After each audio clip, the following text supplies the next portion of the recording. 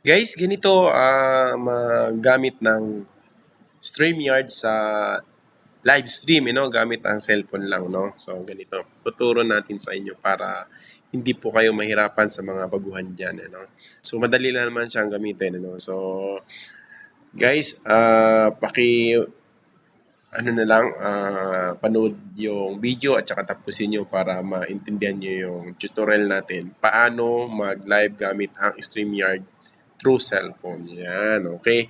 Una-una, magbukas tayo ng Google, Sa Google tayo. Ayan, ito. Click natin yung Google.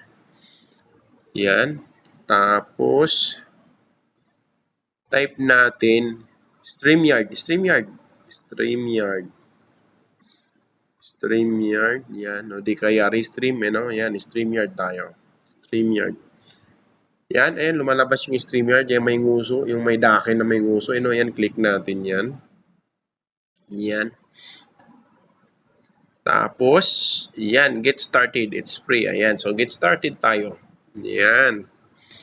Get started. Tapos, sign up ng Google. Yung ginagamit natin sa live stream.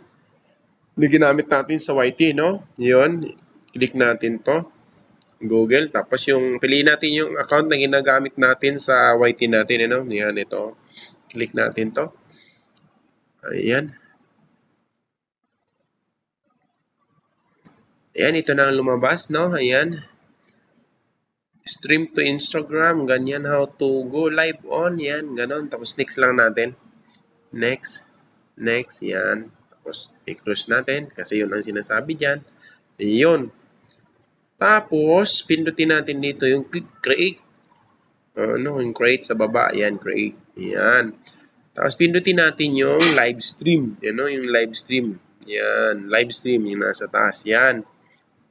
Tapos pipili tayo ng account na pwede natin gamitin sa live stream natin kasi pwede siya sa Facebook, pwede siya sa YouTube, sa YT, Pipili ka lang diyan, So pindutin natin tong sa YT na lang, sa YT, yan, sa YT tayo, Yan, tapos lagyan natin ng title, yan. ECTV, live stream, yan. Live stream. Yun. Tapos description, yan. Ilagay natin dito.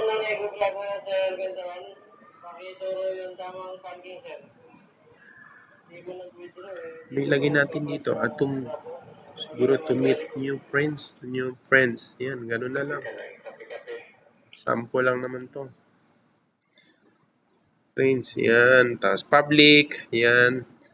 Tapos schedule. Kung gusto mong i-schedule kung kailan lalabas yung live stream mo, yan, sa schedule ka. Pero pag hindi mo i-schedule, create live stream ka na kaagad. Yan, create live stream yan. Ganyan. Ayan, So, ganyan na yan, ha. So, sample lang natin to, guys, yung na to, Ayan na, ganyan na siya, guys, So, ayan, i-check natin yung mic natin kung gumagana bago tayo mag-enter studio, ayan. So, check natin yan, yung mic is working, kulay green yan, ibig sabihin okay yan, So, ang gagawin naman natin, i-check naman natin yung ibang natin, itong settings, Check natin yung settings kung anong meron dyan, yan, alamin natin kung anong meron. Tapos yung sa video, yan, alamin natin yan kung anong meron dyan. Yan, camera, Ito sa camera. Kapag mayroon ka mga thumbnail, ganyan, baliktad yung litra pag binasa mo, so pindutin mo lang yung mirror, may camera para bumaliktad siya ulit, mababasa mo siya ng maayos, yan, ganyan. Tapos kung okay naman, so huwag mo na pindutin, so balik natin sa dati, ganon. Ayun, so i-close na natin. Punta tayo sa audio naman. Ayan, okay, gumagana. Ayan, sa audio, okay. So balik natin, X na natin yan. So dito na tayo, mag-i-enter studio na tayo para doon tayo sa sunod naman na gagawin, So yun guys, enter studio tayo, ayan na. So may nakalagay, introducing, ayan. Introducing Maker. So i-close na natin yan kasi wala naman na yan. Close natin to para mag-punta natin sa sunod. Iyan, dito na tayo sa screen. Ganito na yung magiging screen mo, guys. Mga ka-ICTV, ganito na yung screen mo, So, ang gagawin mo dyan, i-go live mo na yan siya pag mag-live ka na. So, try natin na hindi na natin i-go live kung gumagana naman yung ibang i-check natin dito para ipakita ko sa inyo kung paano magbaba ng hagdan yan. At saka yung sa chatting niya, yan. So, yan, click na natin yan. Ayun, yung guest, no? Yung guest na yan. Yan yung sa hagdan. So, i-click mo lang invite guest. Yan ang lalabas. Ito yung link niya, yung nasa gitna. So, i-copy mo lang yung link niya. Copy mo. Click copy. You know? Tapos, yan yung i-ano natin doon sa live chat. Yan yung i-paste natin doon sa live chat. You know? Yan, copy. Yan. Tapos, pinutin natin yung more.